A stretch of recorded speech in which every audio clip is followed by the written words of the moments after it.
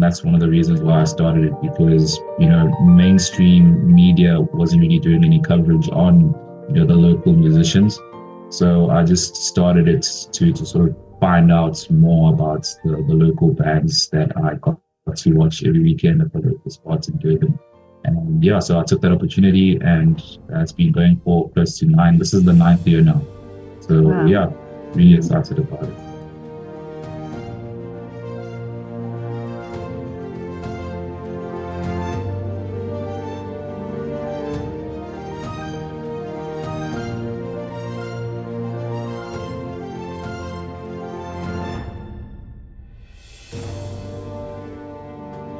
Thank you so much for having me as well. I really appreciate the opportunity.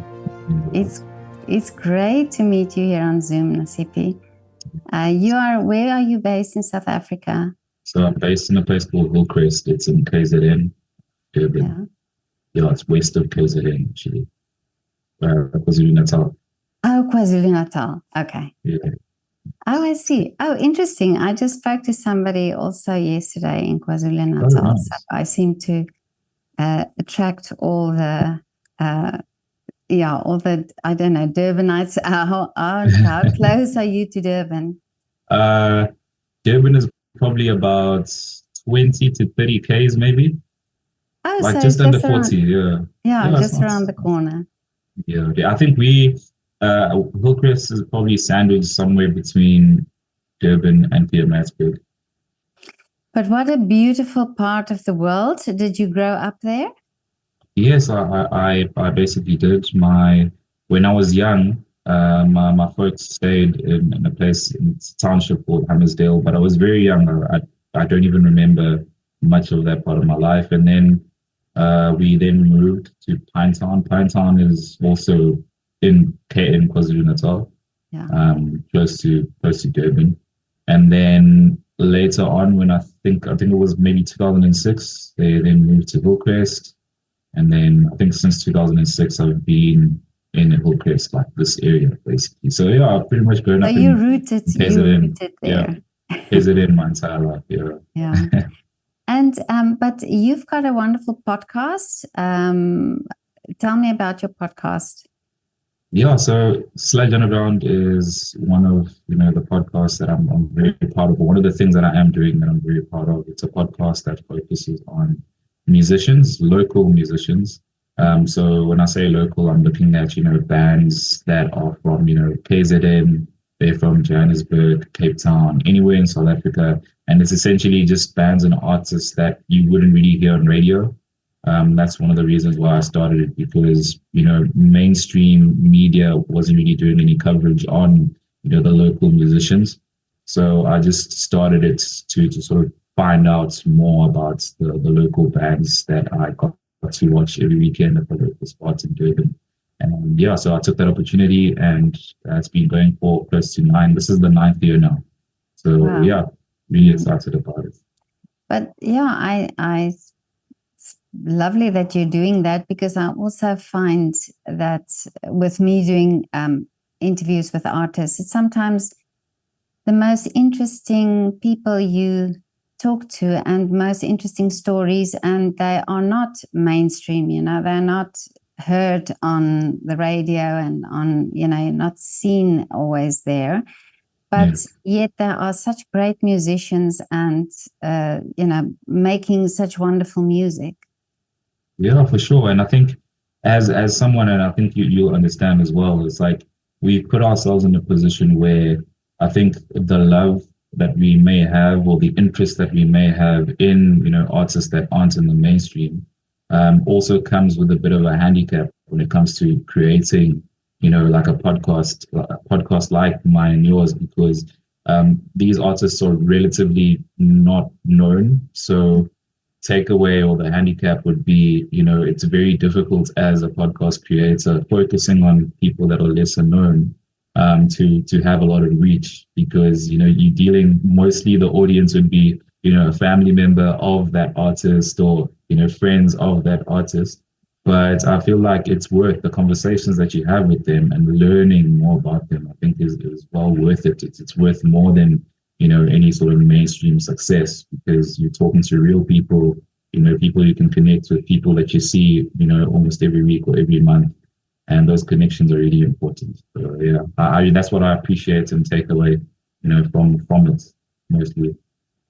Exactly, and I've put that part of the fact that that it's as a podcast or as a platform, you don't necessarily are going to reach those audience members, those millions and so on, because of their following.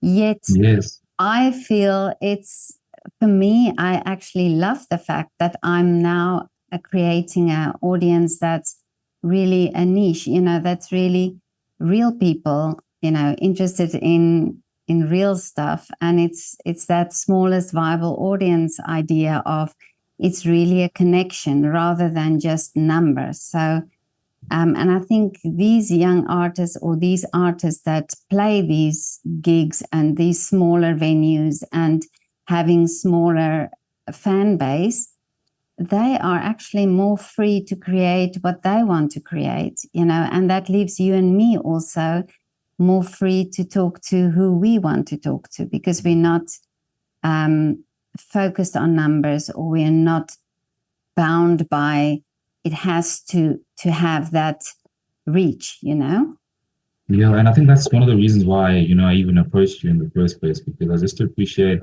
I understand how much work goes into it as well, just showcasing, the people that you talk to and so on. And then you'll find that at the end of all the work, you might get maybe like 50, or at least in my case, sometimes I'll get like 50 views I'm with you, or something, and it's like, still though, we come back, every time, because it's worth more than, mainstream success, as you say. And also, just as you were saying as well, the connections that you build, with the local musicians and what they're doing. And also, someone needs to cover those people. There's already so many, mainstream artists that are being covered. They don't need the assistance, they don't need these platforms. So it's good that the likes of yourself, are there to provide that platform for those that need it as well. And it's a thankless job. So I'm so appreciative of what you're doing, and the work that you're putting into it.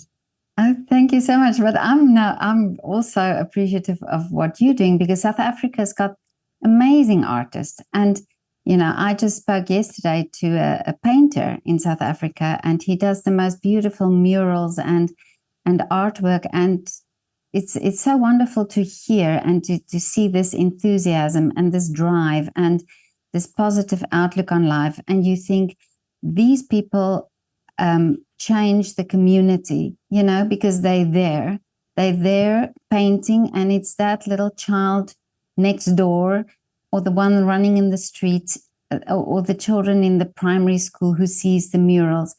Those are the people. That's important. That's what art is all about, and I think that's why I am driven to do what I'm doing. But talking about school now, how do you see the arts in school, and music and art, painting and so on itself? Yeah. So I think the last experience that I had when it comes to experiencing any arts and things like that in school, probably more primary school. This was quite a while back.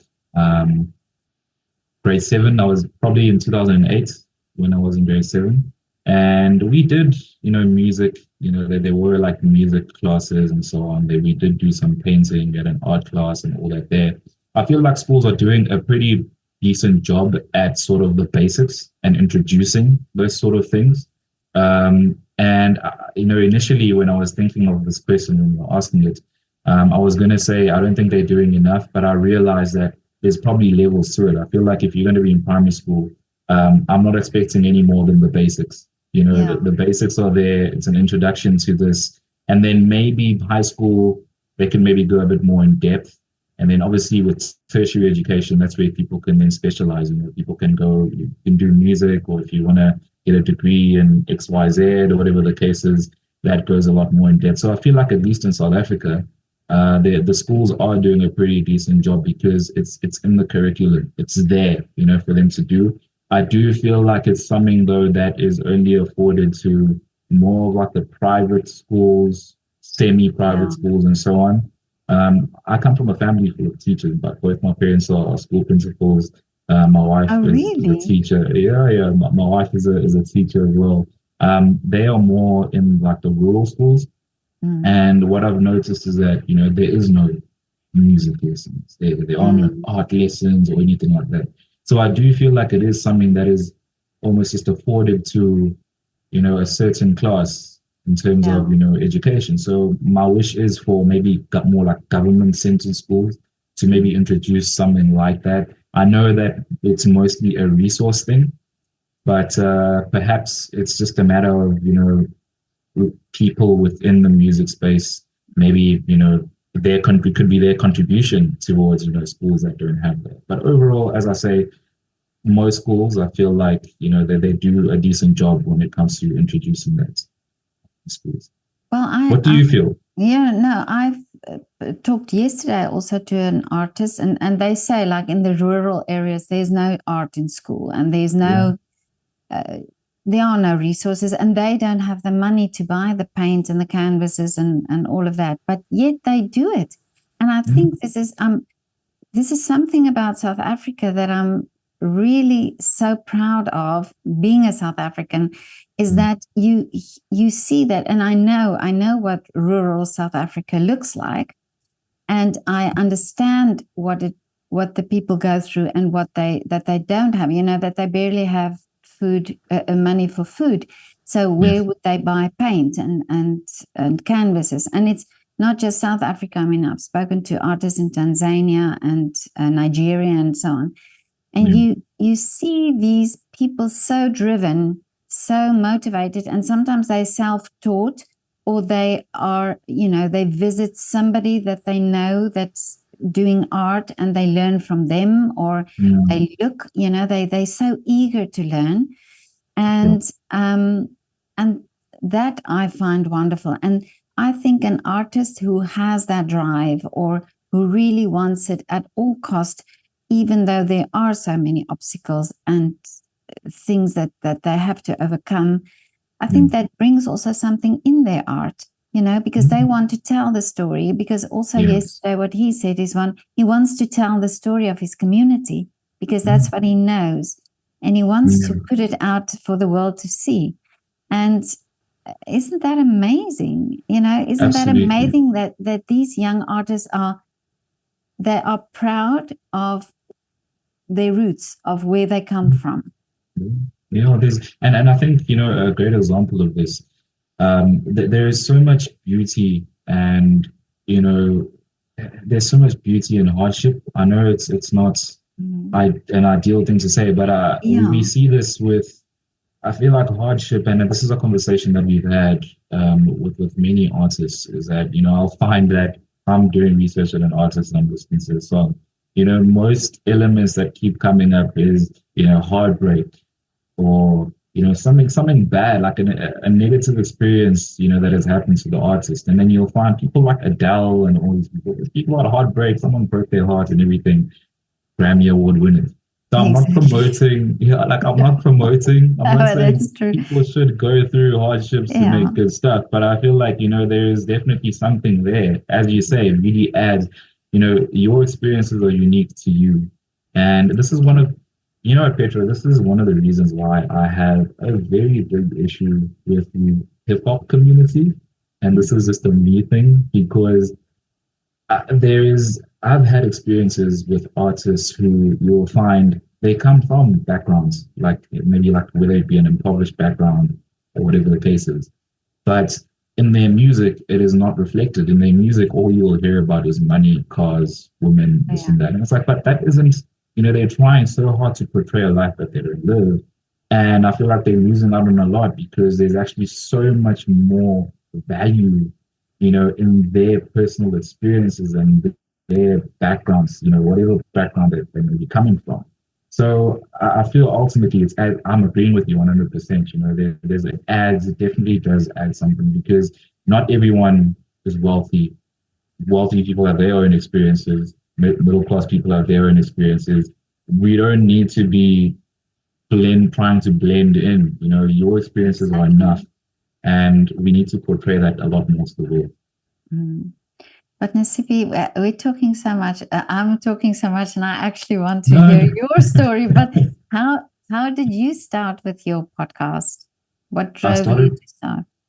Okay, so yeah, what drove me to start back in 2016 was September. Was, as I was saying earlier, the fact that um, the bands that I was very much interested in just weren't being covered on radio. And actually have a place called the Winston to thank for this, because there was a little bar slash pub in Durban called the Winston, and we used to go. This was 2016, so I was probably like still in varsity, and I just remember going to the Winston and getting to see different bands. There was a band called Mouse, there was a band called The Myths, and those two bands in particular, I found myself wondering, like, who are these guys? What is their story? And, obviously listening to radio and all that there, I would never get that. Till this day, radio hasn't even covered majority of the artists that are local and so on.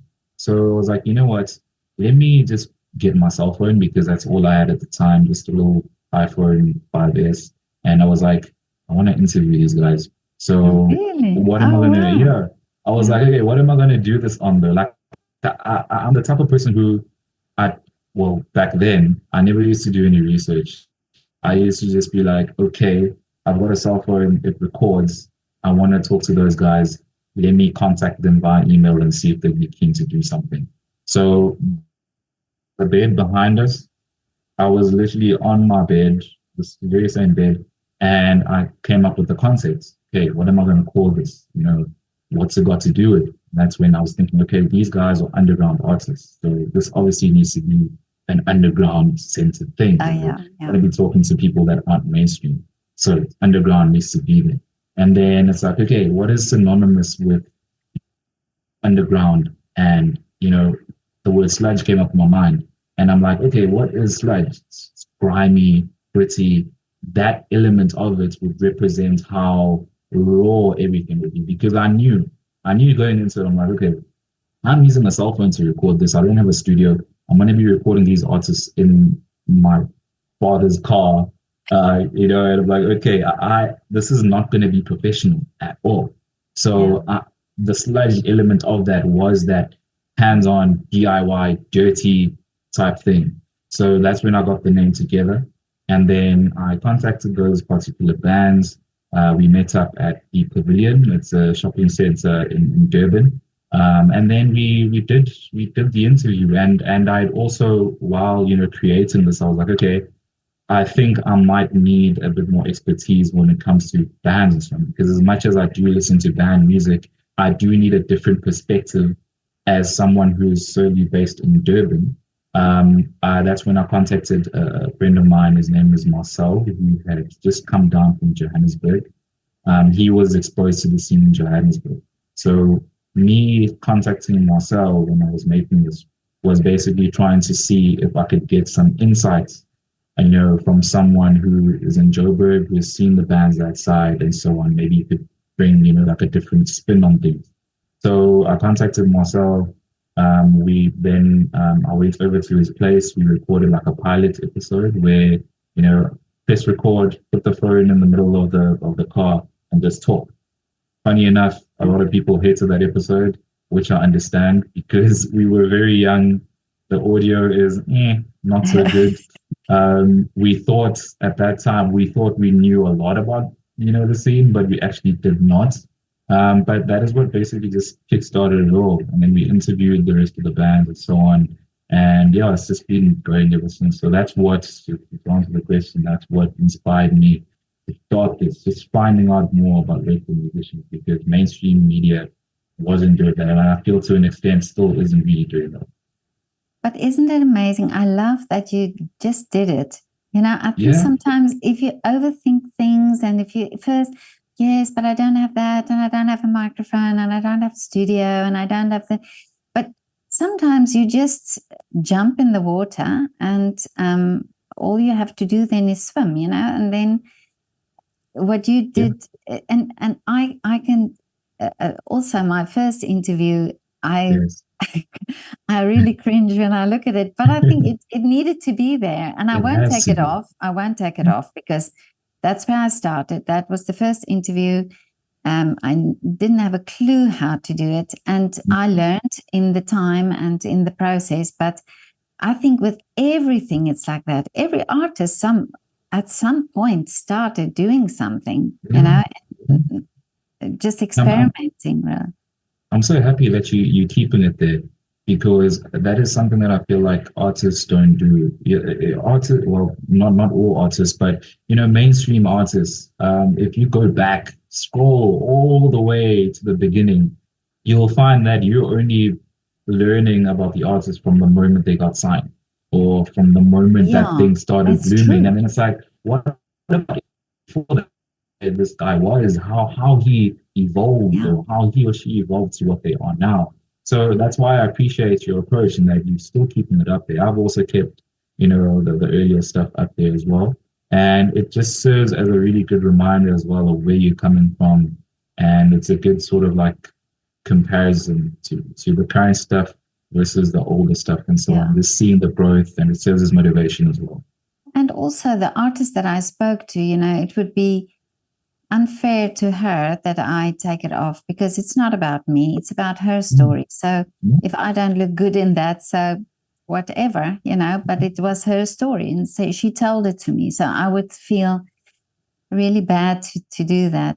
But mm. Jack de Priester, the famous South African of Afrikaans singer, Jack de Priester. Sounds familiar. Yeah, he said that he looks back on his music and his songs that he wrote, and it's almost like a journal, like where he was and things that happened. So he looks back on it in that way. And I've asked many artists this question, and many say, that they can see themselves then, the time that they were in, or when they look at their early works. And I think those early works are so important because that's where you started, where you grew from. Mm. Definitely, and it's really, that's why I feel it goes back to something you were saying earlier as well. In that this is history, and all these people's stories are now in you. And the beauty of the internet is that all of this is archived. It's there. This is going to Exactly. precede us. This is I Yeah, don't know. Yeah, this is stuff that when we're long gone, if the internet doesn't die out, it's going to be there. It's exactly. part of Yeah. history. So removing that, you're essentially removing bits of history that people will never have access to in Yeah.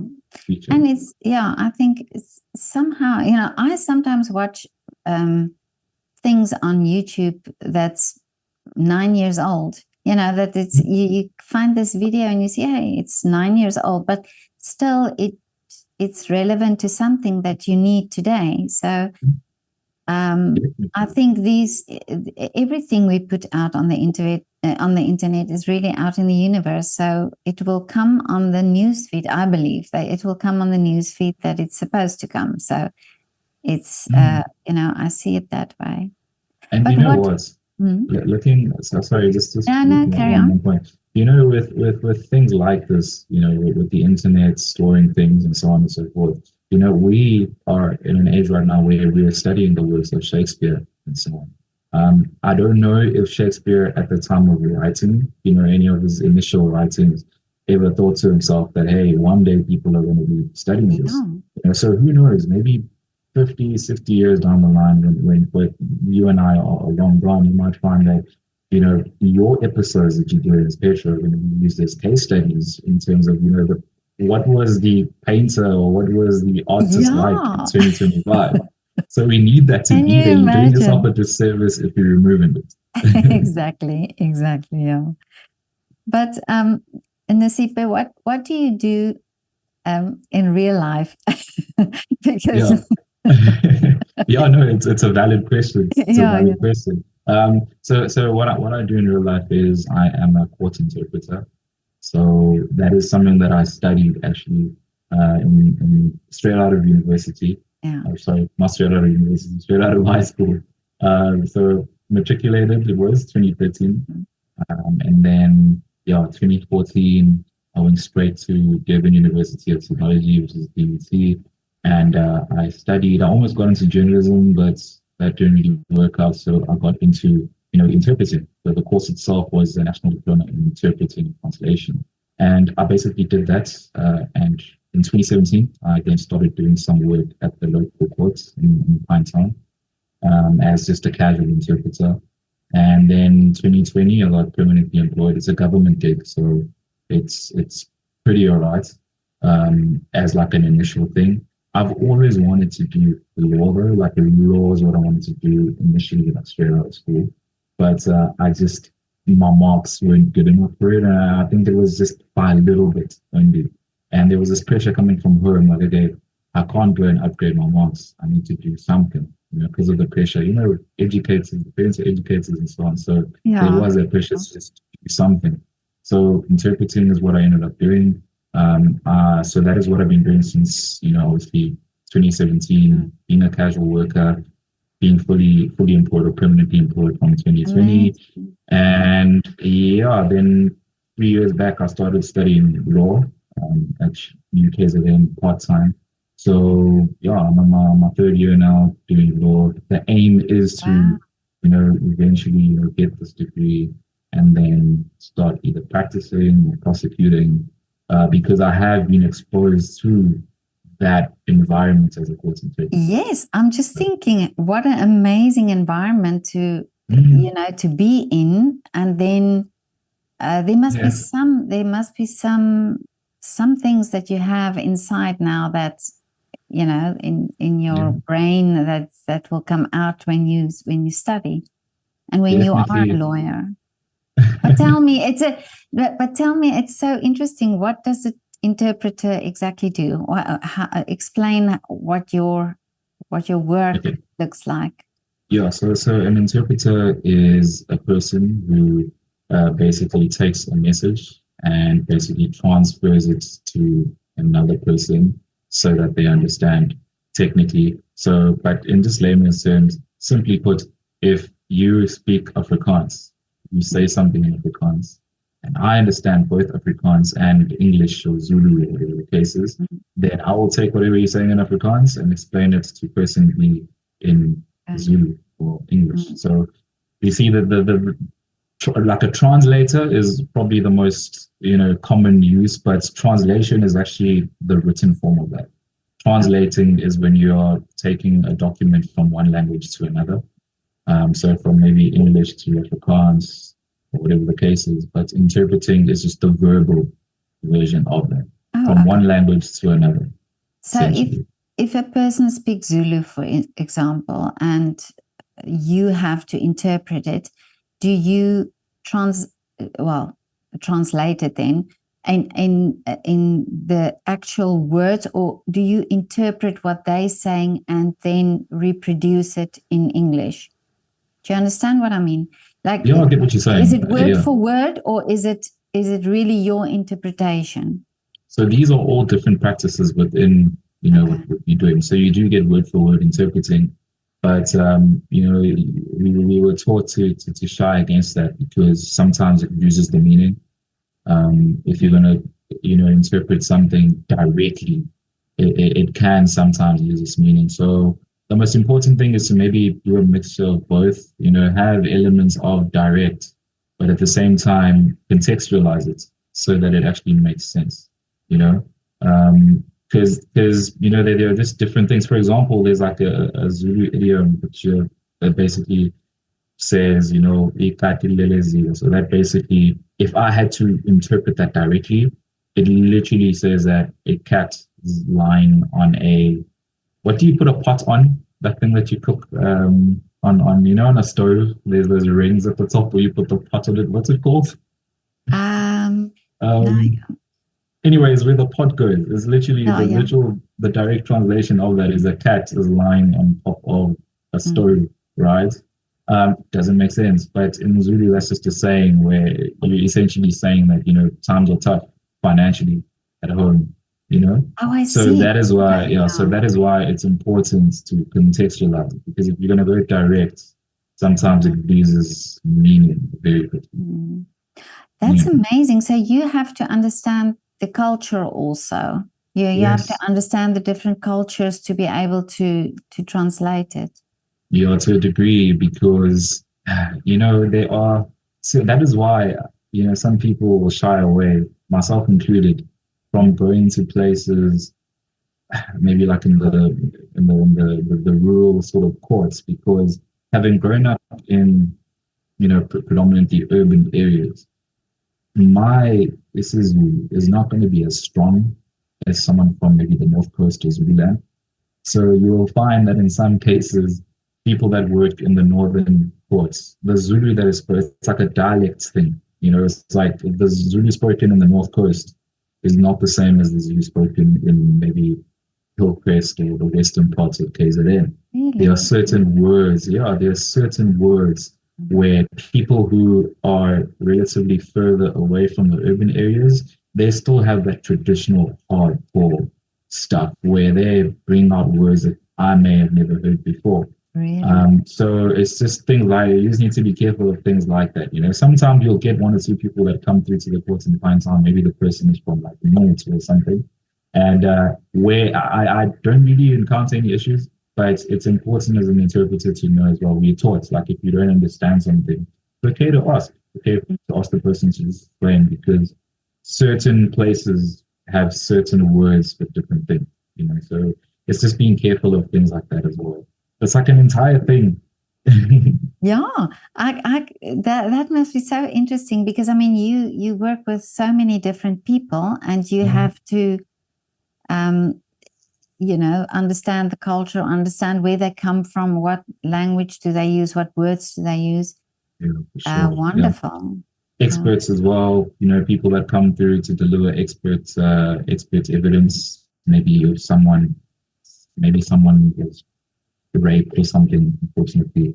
Like the doctor will come in, and then they've got all this jargon, that doctors use and all of that there, and having to then, as an interpreter, approach the doctor, listen, please just explain to me what this means, what this means, what this means. They explain, and then I need to try to find a way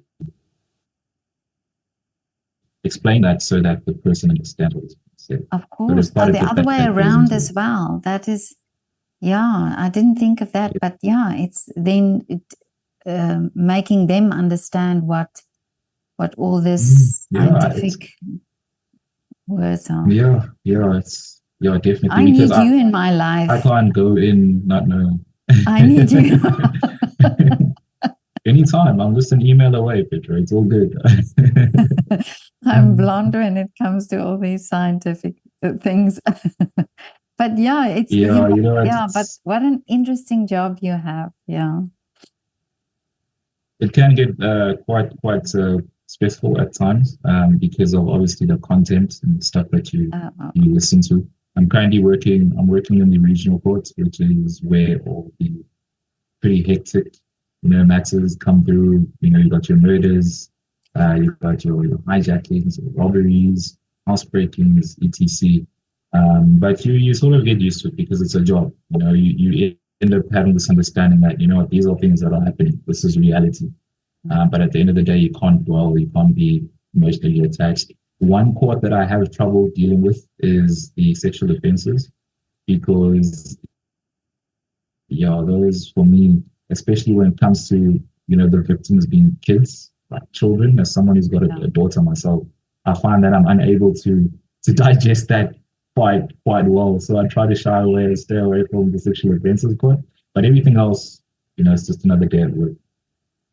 No, I can 100% understand that. Even if I just hear something on the news or so, and a child or a woman is involved, then you can't get it out of you. You try to think, how is this person feeling?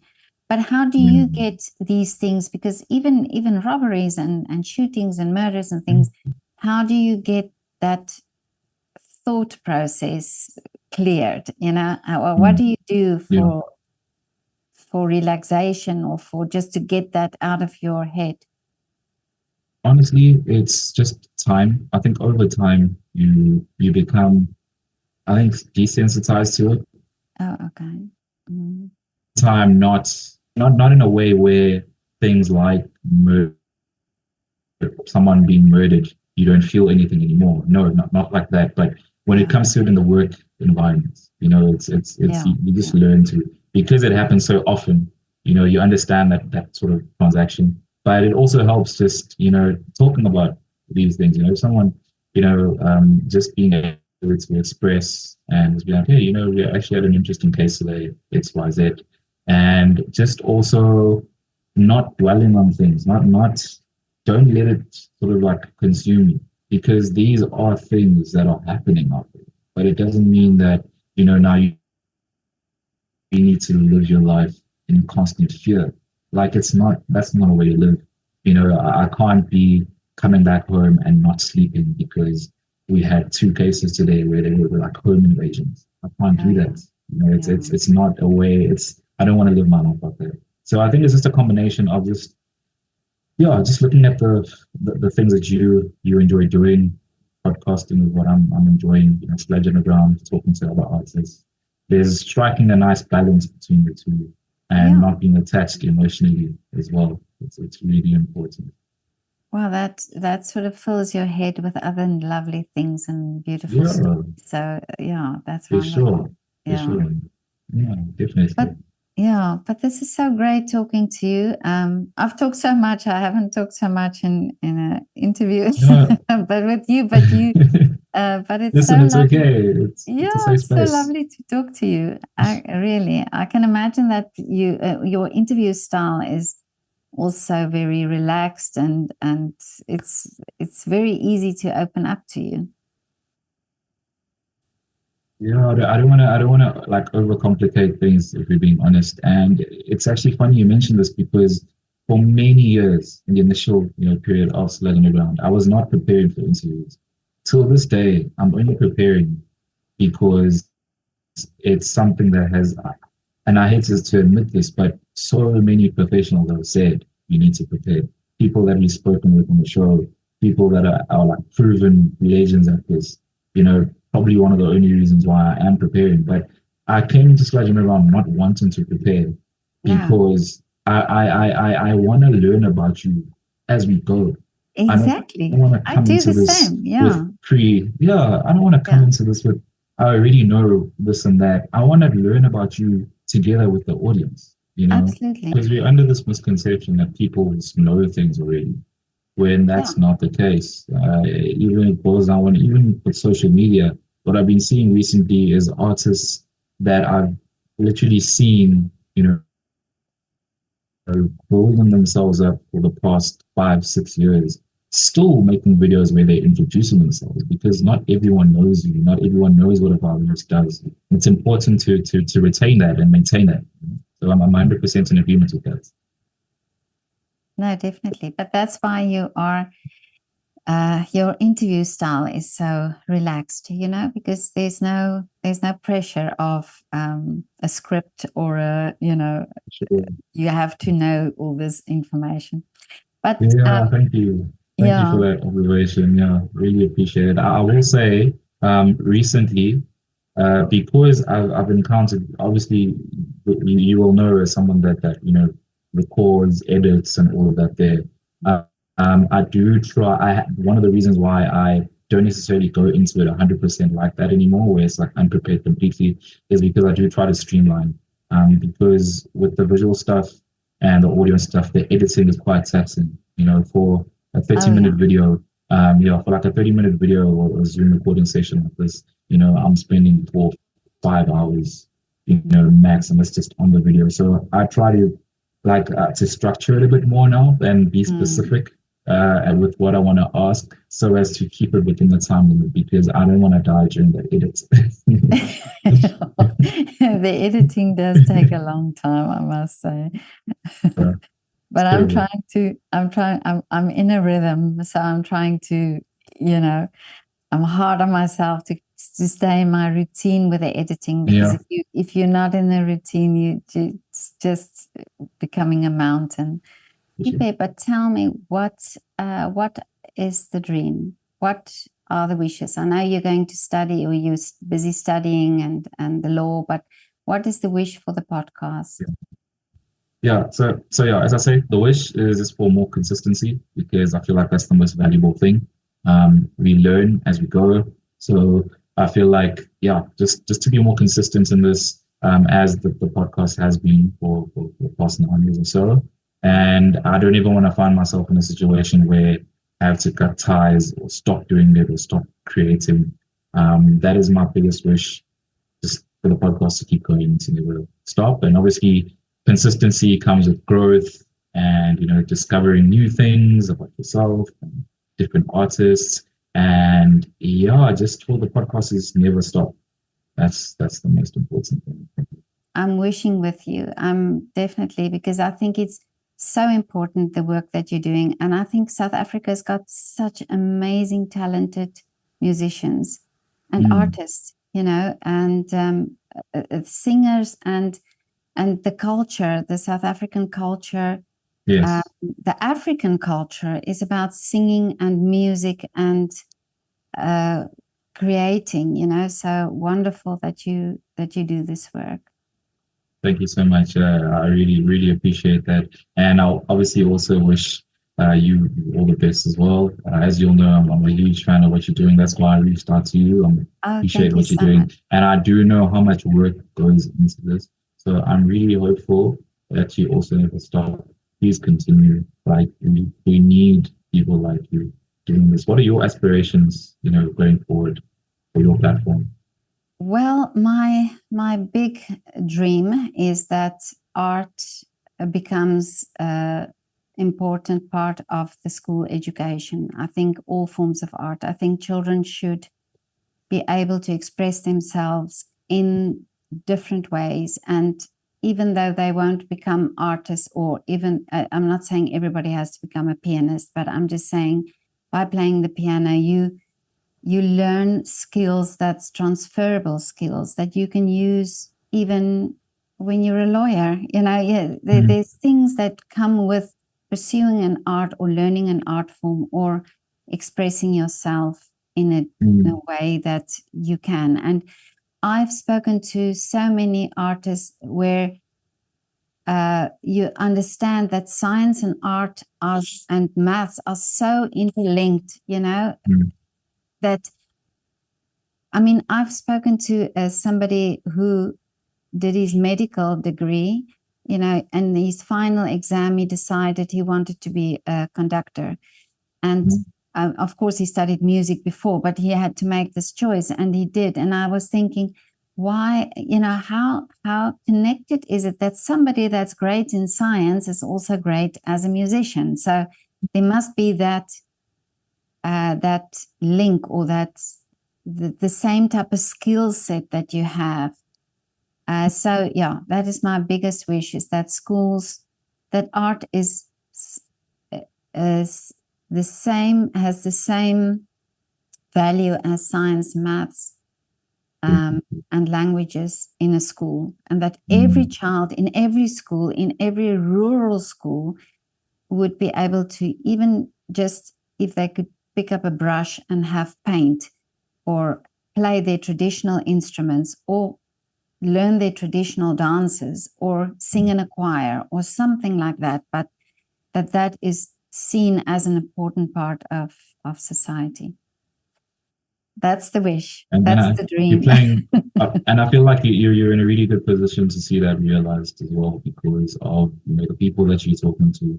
It's something can be done, for sure. Yeah, So I think I really have hope that it's going to happen for sure. As I say, I believe in the power of one. I believe that painter that I spoke to yesterday, who painted the murals of the primary school, Yes. He inspired one child, maybe. Yeah. That's the power of one. One person went and changed another person's life, and that, I think, we always have to believe in.